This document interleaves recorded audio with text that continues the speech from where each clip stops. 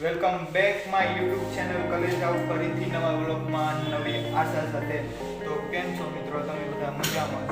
કલેજ આપણે ઘણા સમયથી આ વ્લોગ બનાવીએ, પાછો ઘણા ટાઈમથી કેટલાક દિવસો પછી ટાઈમ જ નહોતો મળતો વ્લોગ બનાવવાનો અને તમને ઘણું થોડું કામ બતાવવાનું બાકી રહી ગયું. કલેજ જો અમે આ રૂમ કમ્પ્લીટ કરી દીધા, પછી આ ઉપરનો માળ કમ્પ્લીટ થઈ ગયો. તમને બતાડી દઉં.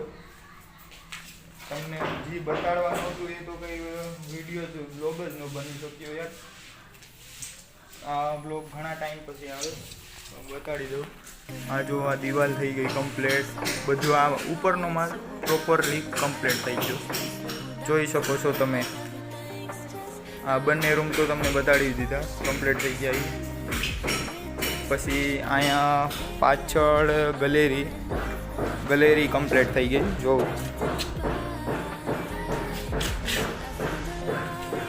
અને આ ટપ્પા લગાડવાના હતા, એ ટપ્પા લાગી ગયા.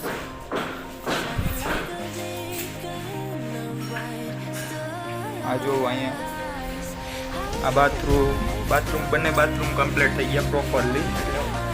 આ ઉપરનો માળ સંપૂર્ણ કમ્પ્લીટ થઈ ગયો. તો આશા રાખું છું કે આજનો બ્લોગ ખાસ બને અને તમે આ બ્લોગ ઉપર બન્યા રહેજો, કન્ટિન્યુ જોતા રહેજો અમારો બ્લોગ. અને તમને અત્યારે નીચે કામ શરૂ છે એ તમને બતાડતો રહે, એટલે બ્લોગ ઉપર બન્યા રહેજો. કેમ છો દાદા, મજામાં? જય માતાજી.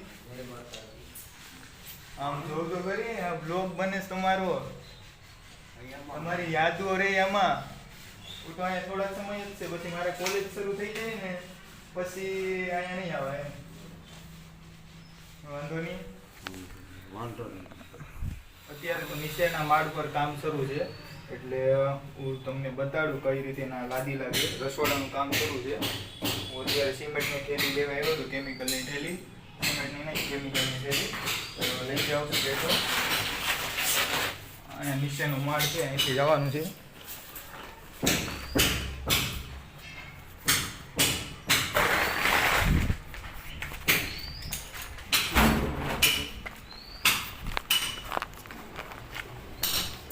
વિશાલભાઈ ટાઈને ચીપકાવી રહ્યા છીએ. જો તમે આ રસોઈ છે.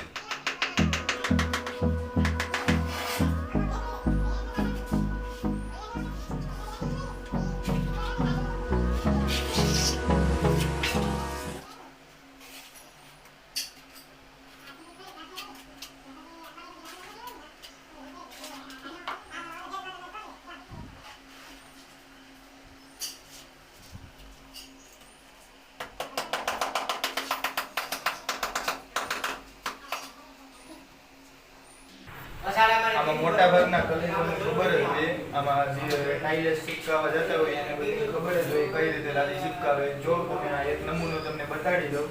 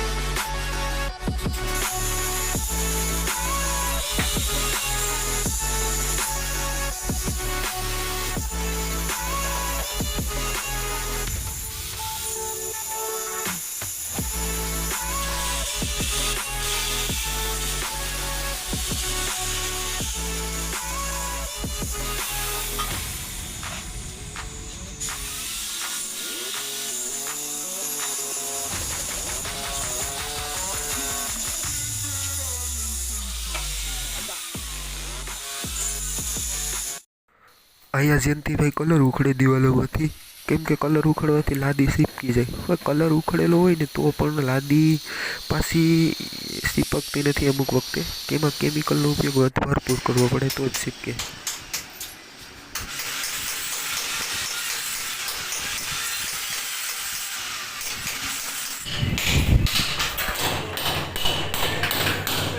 તો કાલે જાઉં આજે રસોડું કમ્પ્લીટ થઈ જાય કેમ કે બે કારીગરો થઈ ગયા કાકાજી કી બોલાવી રહ્યા છે તો રસોડું કમ્પ્લીટ કરી નાખીએ